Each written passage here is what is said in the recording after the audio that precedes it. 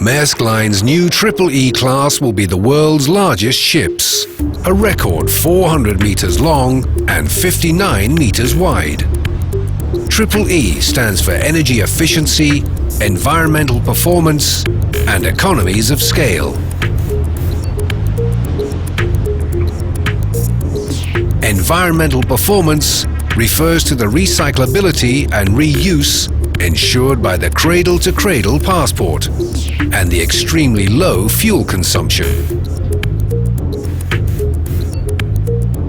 Energy efficiency is partly derived from the unconventional hull design and the twin propulsion setup.